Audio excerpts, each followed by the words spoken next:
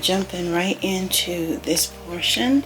Alright, so what my idea was that I wanted to have a little feature for the ceiling in the queen room. So I wanted this to go first, second, and third, just like a little bit of a royalty look, if you will. Just a little feature for up here above the ceiling fan. So we're going to see how that works out. We're going to be finally painting the ceiling in here. Let me go over this side so you can get an overall look of what it looks like white. And then here, right there will be the feature over the chandelier. And we're just going to see how it goes. So my only option, unless I want to take the ceiling fan like off the wall, which I mean I could totally do, I prefer not to, but if I wanted to take it totally off the wall, I would have to just make like a cut like here, maybe one or two cuts, like even ones, and then caulk them back. Or like I said, try to take the ceiling fan down and put it up and then redo the ceiling fan. So we're gonna see. I'm not quite sure which way I want to go with it yet, but we'll figure it out.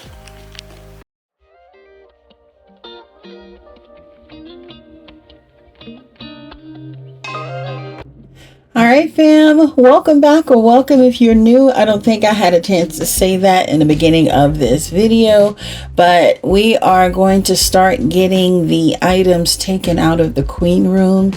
This is such a big task, guys. I have so many things in there. Now, my queen room is designed so much different than the rest of our home, and it is very intentional. For me, I want an overload, like an influx. Like I want the things in my queen room to embrace me, hold me.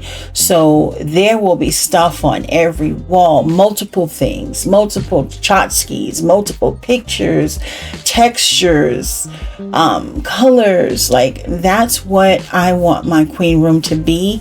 And you guys, I absolutely love this space.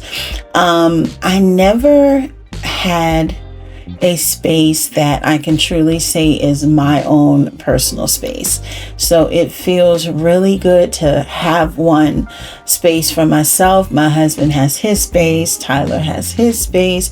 So it feels really good, and I get to just be uninhibited in here. The rest of the house, when I design it, I try to design it with our family in mind, like nothing too overly feminine for my husband and Ty and the boys. Just, you know, it's done with family in mind. This room, sky is the limit. I get to do whatever I want. I can pink it out if I want to. So anyway, I am up here just taking down the curtains. And one thing is, I did not follow my own rule. I always say, when you move a picture or curtain rod, any holes that you put in the wall, take the time to go ahead and spackle and repaint that wall, and your future self will thank you. So I didn't do that on a lot of these spaces, so I'm having to go back and do it. But nevertheless, I don't like random holes behind pictures and things like that. And for our curtains, our baby boy has pulled those down quite a few times, not intentionally. He's just so big and loves soft things, so he always wants to perch his butt up on the curtains, and down they go, which is why I started actually putting up the curtains at night in our queen room, or in our bedroom. I don't really have to do it in the daytime because he's not in there like that. But at night, I do kind of fold them over so they're off the floor and away from him. In the queen room, he spends so much time with me here. He naps, he looks out the window. He absolutely enjoys his time up here. So I just have to kind of switch the curtains back. I don't want to put them up. Like, I want to enjoy my room in its form. So some compromises have to be made. So anyway, right now I am filling in the holes. I'm sorry for the darkness in some of the clips. I didn't realize when I was filming that some of the areas would be so dark, but it gets better. There's just a few dark parts, but the only thing I'm doing here is going around the wall and spackling any of the nail or screw holes that I didn't previously fill in.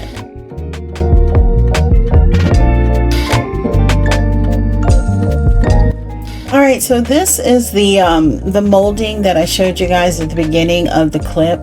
I'm trying to see which ones I absolutely need to cut. I mean, it's not a big deal to cut them, but I would like to make as little cuts as possible. Obviously, I did not feel like unassembling this ceiling fan, because if I was going to do that, then I would have to take the wires off. The ceiling fan itself is kind of heavy, and just going through that process as opposed to making a couple cuts and some wood, yeah, it was hands down I'm not removing the ceiling fan. So as you can see, I am kind of moving some of the furniture that I left in the room around so that I can start fitting the molding to the ceiling to see which one would fit best.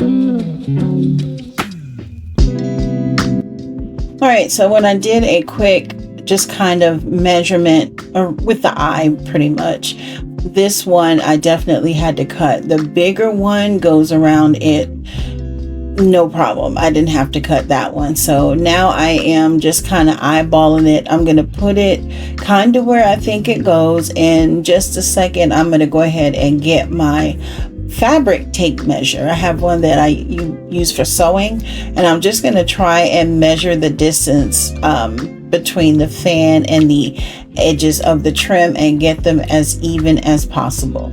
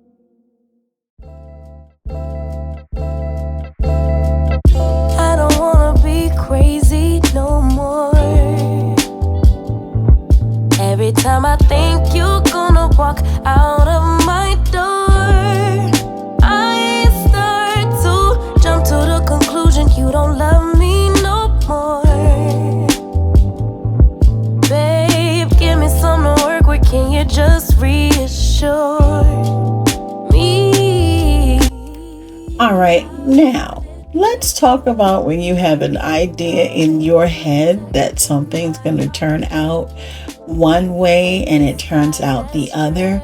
So it took me forever to figure out what color I wanted for the ceiling to be in my queen room. If y'all hear Tyler, I'm sorry, he's on his game. But anyway, I wanted more of an antique brass. I didn't want to use metallic paint because I didn't want it like shimmery. So it took forever. So I went even to Home Depot, and I usually go with Sherwin-Williams paint, but I went with Behr this time. And the young lady pulled out swatches, and I saw a swatch, and I was like, I think this is close to the color. So I went to the spray paint aisle and I grabbed the spray paint can that was the same color as what I was trying to emulate on the ceiling, y'all. So she mixed the paint. I got the paint can and I looked at the top and I thought, that looks a little different than the swatch that we picked out. However, I'm going to go with it. I get home and I open said can. If you have ever changed a newborn's diaper after their first bout of milk, you know the color that paint looks like. And I'm not even going to get too graphic into it, you guys. And then it dried differently. Needless to say, I would not set foot in that room anymore until that horrible color was off of my ceilings. Talk about trusting the process gone wrong, you guys. It looks like poop. No. So I got up the next day. First thing I did was hop in the shower, brush my teeth. I didn't even do my hair, y'all. Put no cream or nothing. I had just washed it. It was so dry. I did not even care. That color was coming off of the ceiling today. So yes, I had 2 days back to back, and I had put everything back because I said, I'm going to trust this process. It's going to work out, y'all. Absolutely not. It was a horrible nightmare. So here you go. Here you see me taking every single thing out of the room again, and down down comes the curtains, the pictures, everything. But you guys, when I tell you it was so worth it, I absolutely love the color that is on there now, and I cannot wait to show you guys.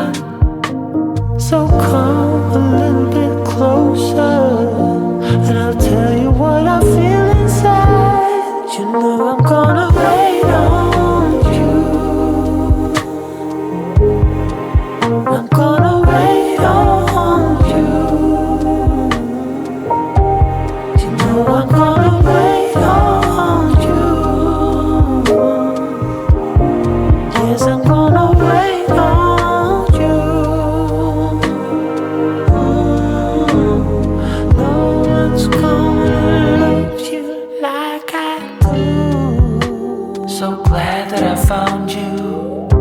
You're the missing piece, the last piece of the puzzle. I'm finally at ease. So when times are rough and the promises we made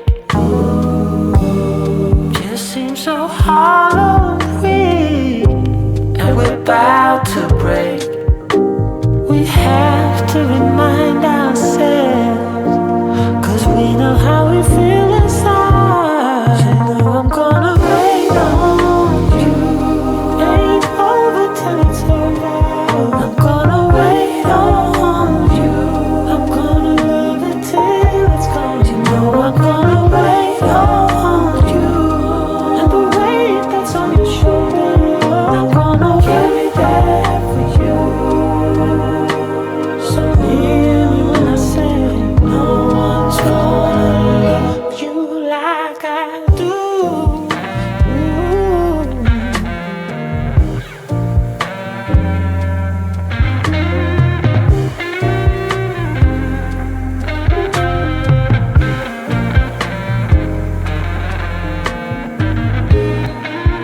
I'm gonna wait on you. I'm gonna wait on you. I'm gonna wait on you. You know I'm gonna wait on you. And the weight that's on your shoulder, yes, I'm gonna carry that for you. So hear me when I say no one's gonna love you like I do.